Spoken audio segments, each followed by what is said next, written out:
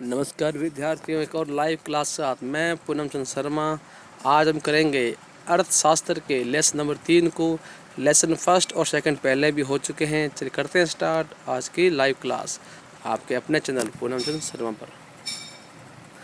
मुद्रा व साख अध्याय 3 वस्तु विनिमय प्रणाली। ये क्या होती है? जब वस्तु के बदले वस्तु, मतलब एक वस्तु दोगे और सेकंड वस्तु आप लेओगे, मतलब एक व्यक्ति आपको कोई और वस्तु देगा, बदले में आप उसे और वस्तु दोगे। तो यह जो वस्तु खरीदना बेचना होता है वस्तु विनिमय प्रणाली कहलाता है। फिर आवश्यकताओं का दोहरा संयोग। जब एक व्यक्ति किसी चीज़ को बेचना चाहता हो और वहीं सेकंड व्यक्ति उसे क्या है खरीद रहा हो, लेकिन इसमें क्या है मुद्रा का प्रयोग नहीं होता है, इसे दोहरा संयोग भी कहते हैं। मुद्रा के आ जाने से वस्तु खरीदना बेचना क्या हो गया, आसान हो गया, और इससे दोहरे संयोग का समाधान भी हो गया। मुद्रा एक माध्यम है, इसके जरिए हम चीज़ों को खरीदते हैं बेचते हैं। सबसे पहले जानते हो मुद्रा के रूप सिक्के आई। सिक्के शुरुआत में सोने चांदी के बने हुआ करते थे। फिर क्या हुआ, ये महंगी धातु थी इसलिए धातु कमी आने लगी, तो साधारण धातु सिक्के बढ़ने लगे। बाद में सिक्कों के स्थान पर नोट भी आ गए। आज भी हम कम मूल्य वाले सिक्के इस्तेमाल करते हैं। सिक्कों और नोटों को सरकार द्वारा जो अधिकृत एजेंसी होती है वो जारी करती है। इंडिया में रिजर्व बैंक ऑफ इंडिया नोटों को जारी करती है। बाहर करेंसी या नोट पर एक वाक्य लिखा हुआ मिलेगा जो इस करेंसी या नोट के धारक को नोट पर लिखी राशि देने का वादा करता है। अब रिजर्व बैंक क्या करती है, पहला नोटों को या मुद्रा को जारी करते हैं। दूसरा, बैंक व स्वयं सहायता समूहों की, ये विद्यार्थियों ये समूह था यहाँ पर नहीं था, समूहों की कार्य प्रणाली पर नजर रखना। फिर ब्याज की दरें तय करना, मौद्रिक नीति की समीक्षा करना, बैंकों की कुछ राशि का नगद संचयन करना। अब मुद्रा आजकल कैसी है, पहला मुद्रा कागज़ के नोट हम देखें, फिर सिक्के आप जानते हो, कॉइन्स वगैरह, फिर मोबाइल और नेट बैंकिंग। ये जानते हो भाई, प्रत्येक बैंक नेट बैंकिंग का आपको लाभ देता है। इसके माध्यम से आप बिना बैंक जाए रुपए जमा करा सकते हो, निकाल सकते हो। एक चेक होता है, यूपीआई जो भीम पे, फ़ोन पे, ये होती है।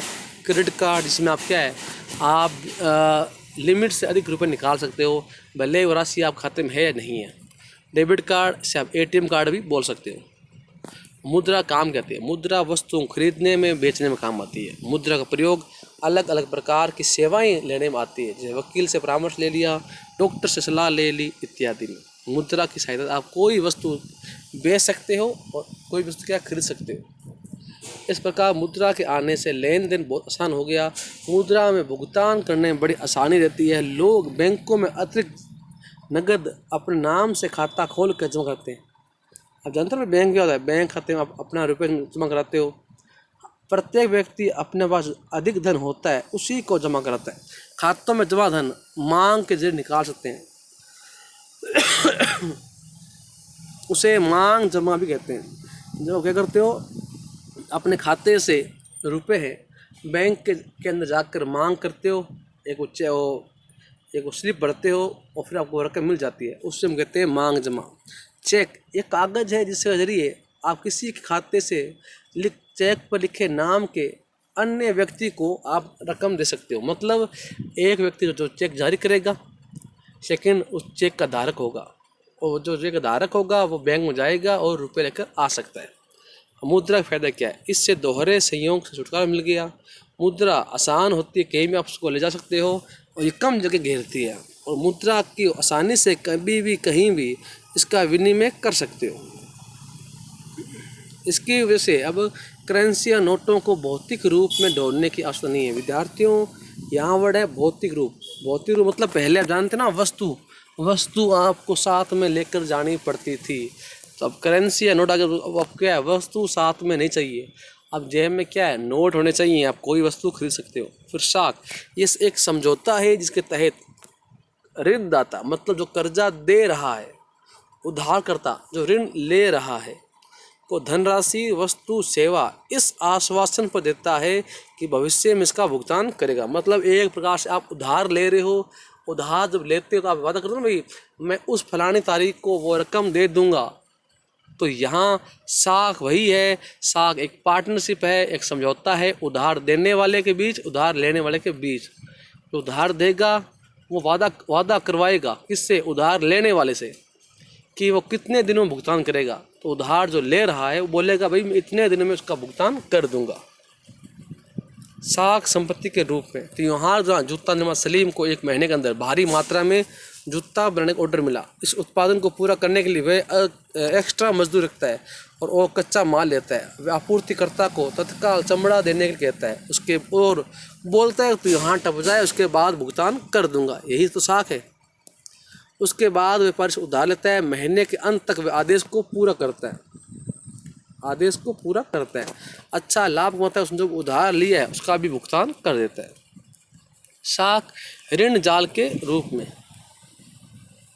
एक किसान अपने कृषि खर्च को वहन करने के लिए साहूकार से उधार लेता है। क्या करता है? साहूकार उधार लेता है। लेकिन दुर्भाग्य से फसल कीड़ों या अन्य कारण से किसी क्या होती है, खराब होती है। ऐसे में किसान ऋण का भुगतान नहीं कर पाता और ऋण के साथ क्या ब्याज भी बढ़ता जाता है। तो समर्थक ऋणाधार। उधारदाता उधार प्राप्तकर्ता से समर्थक ऋणाधार के रूप में ऐसी संपत्ति की मांग करता है जिन्हें बेचकर अपने ऋण की वसूली कर सके। देखो विद्यार्थियों, समर्थक ऋणाधार मतलब क्या हो गया? मतलब यहाँ जो वस्तु आप रख रहे हो गिरवी, क्या रख रहे हो? गिरवी।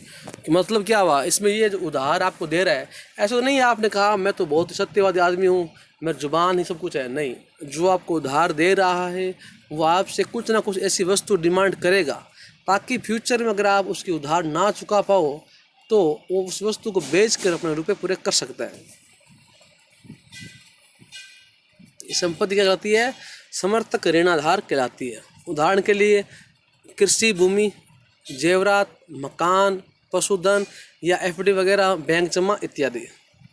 फिर बैंकों की ऋण संबंधी गतिविधियाँ। आप जानते भारत में बैंक जमा का केवल 15% हिस्सा अपने पास रखता है। मतलब प्रत्येक बैंक है वो 85% जो रकम है उसको कर्ज के रूप में, लोन के रूप में क्या है जनता को वापस दे देती है।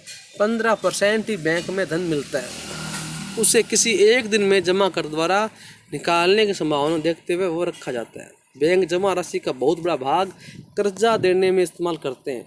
ब्याज के बीच का अंतर ही बैंक की आय होती है। मतलब जो ब्याज मिलता है राशि को लोन देने के बाद, उसी से पूरे बैंक के कर्मचारियों की सैलरी वगैरह निकलती है। अब लोन देते समय क्या क्या बातें होती है कि ब्याज की दर, कि ब्याज कितने रुपए सैकड़े मिलेगा, 2 रुपये, 3 रुपये, 4 रुपये। फिर समर्थक ऋणदार, आपने क्या वस्तु रखी है? गिरवी। आपने क्या वस्तु रखी है? गिरवी। ठीक है। आवश्यक कागज जो भी आपको पहचान पत्र है, आधार कार्ड वगैरह है, ज़मीन के कागजात हैं वो है। और लास्ट है भुगतान के तरीके। और आप उस राशि को कैसे भुगतान लोगे? नकद के रूप में, चेक के रूप में या अकाउंट पे। तो अलग अलग संस्थाओं में कर्ज लेने की तरीका होता है या शर्तें होती है, प्रोसेस होती है, क्या होती है? अलग अलग होती है। अब भारत में औपचारिक क्षेत्र में शाखा, भारत में बैंक और सहकारी समितियों से लिए गए कर्ज औपचारिक क्षेत्र ऋण कहलाते हैं। मतलब जो आप कर्जा लेते हो बैंक वगैरह से वो तो औपचारिक है। फिर अनौपचारिक, ये क्या होते हैं? अनौपचारिक वो जो कागज कार्य कम करते हैं। कौन थे? साहूकार, व्यापारिक, मालिक, आपके दोस्त, आप रिलेटिव। ये अगर आपको लोन दे या दे कर्जा दे तो ये अनौपचारिक कहलाते हैं। ऋणदाताओं गतिविधियों की देखरेख करने वाला कुछ तो है ही नहीं। ऋणदाता ऐच्छिक दरों पर ऋण देते हैं। ये अपना मतलब नाजायज़ तरीक़ों से क्या है लोन वापस ले लेते हैं। मतलब जो आपको उधार दे रहा है उसकी जांच करने के लिए भारत में कोई समिति नहीं है। और ये जो आपको लोन देते हैं ना, ये अपनी इच्छा के अनुसार आपसे ब्याज लेते हैं। ये देख लेते हैं बंदा मजबूरी फंसा हुआ है तो उसे 10 रुपये सैकड़ा ब्याज ले लेते हैं। और ये वापसी जब आप उनका रुपया नहीं आता है तो मारपीट में क्या उतराते हैं। सेल्फ हेल्प ग्रुप, ये अभी नया प्रचलन है। इस प्रकार ग्रुप में एक क्या समूह होता है, इसमें 15 से 20 मेंबर होते हैं। सभी मेंबर अपने जमा किए पैसे इकट्ठा करते हैं और जमा रकम में से किसी भी एक मेंबर को छोटी राशि का कर्ज देते हैं। फिर वे सेल्फ हेल्प ग्रुप उस राशि पर ब्याज देता है। इस तरह के कर्ज के सिस्टम को माइक्रो फाइनेंस कहते हैं। ये सबसे पहले बांग्लादेश में ग्रामीण बैंक ने माइक्रो फाइनेंस की परिपाटी स्टार्ट की थी। ग्रामीण बैंक संस्थापक मोहम्मद यूनुस ने इसके लिए बहुत सारे काम किए। उन्होंने गरीबों की हेल्प की। उनके प्रयासों को देखते हुए 2006 में उनको नोबेल पुरस्कार मिला था। विद्यार्थियों, नाम याद रखना भाई, कौन थे? Mohammad Yunus. Self help group ने ग्रामीण क्षेत्रों में अनौपचारिक कर्जदाताओं के प्रकोप को कम किया। मतलब उस समय बांग्लादेश में लोगों जो लोन दे रहे थे ना, वो जनता को बहुत अधिक ठग रहे थे। और आज भारत में बड़ी बड़ी कंपनियां सेल्फ हेल्प ग्रुप को आश्रय दे रही है। तो विद्यार्थियों, यहाँ अपना पार्ट एंड हो गया है। अगर आप चाहते हो तो आप इस वीडियो को फेसबुक पर, ट्विटर पर, व्हाट्सएप पर कहीं भी आप इसको शेयर कर सकते हो, ताकि अधिक से अधिक लोग देखें और इसे शेयर करें। विद्यार्थियों की वीडियो पूरी नहीं हुई है, ये लेसन आज छोटा था, इसलिए आज हम करेंगे इसी पाठ की याद रखने योग्य बातें।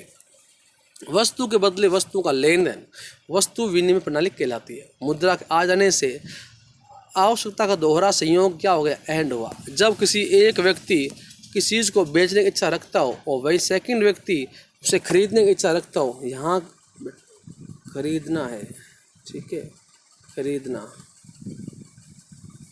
इच्छा रखता हो तो अर्थात मुद्रा का उपयोग किए बिना ही, तो ये आवश्यकता का दोहरा संयोग कहलाता है। कागजी मुद्रा कागज़ के उपयोग से बनी प्रकार अलग अलग प्रकार के अंकित मूल्य के नोटों से। मतलब कागज मुद्रा क्या होता है?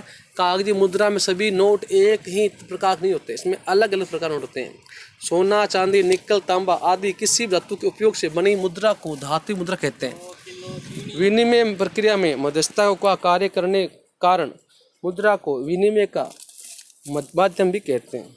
मुद्रा विनिमय माध्यम से तब मान्य होती जब क्या है, देश की सरकार उसे कार्य करने के लिए अधिकृत करती है, तो वह कानूनी मान्यता देती है इसको। भारत में रिजर्व बैंक ऑफ इंडिया ये सेंट्रल गवर्नमेंट की ओर से विभिन्न मूल्यों के नोट जारी करते हैं। उधार देने, निवेश करने के माध्यम से, जनता के मांगने पर या चेक आदि के माध्यम से राष्ट्रीय अंतर्राष्ट्रीय जमा स्वीकार भी करती है। इसी को बैंकिंग कहते हैं। बैंक से कर समितियाँ ये ऋण देने के औपचारिक स्रोत है। वहीं साहूकार, दोस्त, रिश्तेदार ये अनौपचारिक स्रोत है। समर्थक, ऋणदार ये वो संपत्ति जिसका उपयोग मालिक, कर्जदार है, वो उसका उपयोग करता है और ये एक प्रकार से आपके लिए गारंटी का काम करती है। समर्थक ऋणदाता के उदाहरण कृषि भूमि, इमारतें, गाड़ी, पशु, मकान, जेवर बैंक में जमा, मांग आदि हितों के लिए अपनी जरूरतों को पूरा करने के लिए होते हैं। बांग्लादेश में ग्रामीण बैंक स्वयं सहायता समूह का एक उदाहरण है। ग्रामीण बैंक संस्था कौन है? जिनको 2006 में नोबेल मिला था, वो मोहम्मद यूनुस है। इन्होंने उचित शर्तों के साथ गरीब जनता को लोन दिया था। इसके जरिए लाखों लोगों को अपनी छोटी मोटी गतिविधियां भी उन्होंने शुरू करवाई थी। तो इस तरह अपना आज का लेसन नंबर 3 कंप्लीट होता है। ठीक है, धन्यवाद।